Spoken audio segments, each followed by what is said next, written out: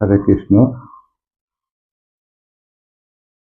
ভগবান শ্রীকৃষ্ণকে অর্জুন বললেন যে আমার এই রথটিকে কৌরব সেনা এবং আমাদের সেনার মাঝ বরাবর রাখো, মাঝখানে প্রতিস্থাপন করো। ভগবান শ্রীকৃষ্ণ অর্জুনের সারথি হয়ে তারই যেন আজ্ঞা পালন করলেন। তিনি ভগবান, তবুও তিনি অর্জুনের কথা আজ্ঞা পালন করে রথটিকে কৌরব এবং পাণ্ডব সেনার মাঝ বরাবর রাখলেন। অর্জুন দেখলেন যে আমাদের সাথে যারা যুদ্ধ করবে তারা সব আমার আত্মীয় স্বজন, দ্রোণাচার্য আমার গুরুদেব, তার কাছ থেকে আমি অস্ত্রবিদ্যা শিখেছি। পিতামহ ভীষ্ম, তিনি আমার পিতারও পিতা। সব আমাদের বিরুদ্ধে যারা রণাঙ্গনে দাঁড়িয়ে আছে তারা আমারই, they all are kith and kins, আত্মীয় স্বজন। তখন কৃষ্ণকে বললেন অর্জুন যে আমি আর যুদ্ধ করব না। গান্ডীব ধনুক তিনি রথে রেখে বসে পড়লেন। বসে পড়ে বলছেন কৃষ্ণকে বলেছিলেন তিনি যে এই আত্মীয় স্বজন যদি হত হয়, তাদের রক্তে রুধিত স্তনিত এই পৃথিবী, এটা কণ্টক রাজ সিংহাসন রূপে প্রতীয়মান হবে। সেই সিংহাসনে আমি বসবো না এদেরকে হত্যা করে। কারণ এরা হতে হলে এদের যে পত্নীগণ আছে তারা বিধবা হবে, বিধবা হলে তারা ব্যভিচারী হবে, ব্যভিচারী হলে তারা কুলটা হবে, আর কুলটা হলে বর্ণসঙ্কর উৎপন্ন করবে। সুতরাং বর্ণসঙ্কর উৎপন্ন করলে যে পুত্র সন্তান পরবর্তীকাল হবে তা পিণ্ডদান করলে তা পিতৃগণের কাছে পৌঁছাবে না, ইত্যাদি ইত্যাদি। তখন ভগবান শ্রীকৃষ্ণ অর্জুনকে বলল যে তুমি এই অসময়ে এরকম তোমার মোহ উৎপন্ন হলো কি করে? তুমি এই তোমার হৃদয়ের যে ক্ষুদ্র চিত্ত দৌর্বল্য, এটা ত্যাগ করে তুমি যুদ্ধের জন্য উত্থিত হও। কারণ এই নপুংসকতা তোমার ক্ষেত্রে সাজে না। তুমি ক্ষত্রিয়, ক্ষত্রিয় ধর্ম হলো যুদ্ধ করা, রণাঙ্গন থেকে পালানো নয়। কারণ কৃষ্ণকে অর্জুন বলেছিল যে আমি এই যুদ্ধ না করে ভিক্ষাবৃত্তি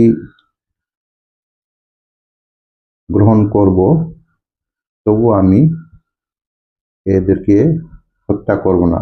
আবার এও বলেছিলেন এই যুদ্ধে আমি হত হব না, তারা হত হবেন, সেটাও আমরা জানি না। সুতরাং যেখানে অনিশ্চয়তা আছে সেটা আমি গ্রহণ করতে পারছি না হে মাধব। তখন কৃষ্ণ গীতার বাণী ওই শুরু করলেন দ্বিতীয় অধ্যায় দ্বিতীয় শ্লোক থেকে। এই অসময়ে কেন তোমার এই মোহ উৎপন্ন হলো? তুমি ক্ষত্রিয়, তোমার এই যে ক্ষুদ্র হৃদয় চিত্ত দুর্বলতা এটা ত্যাগ করে যুদ্ধের জন্য তৈরি হও। এই ব্যাপারে অনেক ভগবান শ্রীকৃষ্ণ অর্জুন সম্বন্ধে উপদেশ প্রদান করেছিলেন। তো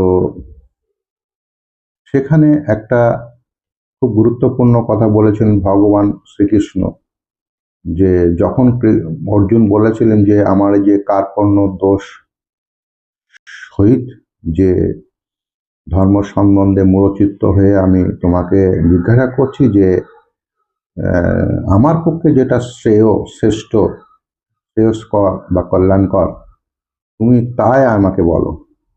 আমি তোমার শিষ্যস্ত গ্রহণ করলাম, তুমি আমাকে, তোমার প্রতি আমি শরণাপন্ন হলাম, তুমি আমাকে উপদেশ প্রদান করো, ভগবান শ্রীকৃষ্ণকে বলেছিলেন অর্জুন। তখন ভগবান শ্রীকৃষ্ণ অর্জুন সম্বন্ধে গীতাতে এই বিষাদযজ্ঞের পরে দ্বিতীয় অধ্যায়ে তিনি অর্জুনকে অনেক উপদেশ প্রদান করেছিলেন। তার মধ্যে তিনি বলছেন যে যারা যুদ্ধের জন্য তৈরি আছে ওপাশে, তুমি ভেবো না যে এরা আগে ছিল না, এবং এরা যে পরেও থাকবে না তাও নয়। তদ্রূপ আমি বা তুমি আগে ছিলাম না, পরে থাকবো না, এটা নয়। আমরা বর্তমানে আছি, মনে আছে, কিন্তু আগে যে ছিলাম না, পরেও থাকবো না তা নয়। কারণ আত্মা, আমাদের দেহের যে আত্মা আছে, আত্মাকে কখনো দহন করা যায় না, কোনো অস্ত্র শস্ত্র দিয়ে কর্তন করা যায় না, জল দিয়েও ধোয়া যায় না, আবার বায়ু দ্বারাও শুকানো যায় না। আত্মা হলো অমর। এই বিষয়ে অর্জুন ভগবান কৃষ্ণ থেকে অনেক উপদেশ নেয়ার পর তিনি অষ্টাদশ অধ্যায়ে তিনি বলেছিলেন যে, হে মাধব, হে অচ্যুত, তোমারই কৃপায় আমার এখন মোহ নষ্ট হয়েছে। এখন আমি নিজের আগে স্থিত হয়েছি, স্থির জায়গায় এসেছি একটা জায়গায়। এখন তুমি যা বলবে আমি যুদ্ধ করব। অষ্টাদশ অধ্যায়ের ৭৩ নম্বর শ্লোকে তাই বলেছে।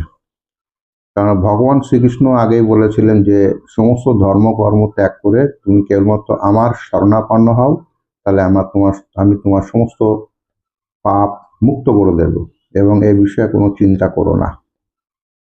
কারণ ভগবান শ্রীকৃষ্ণ হলেন যোগেশ্বর। আজ এই পর্যন্ত।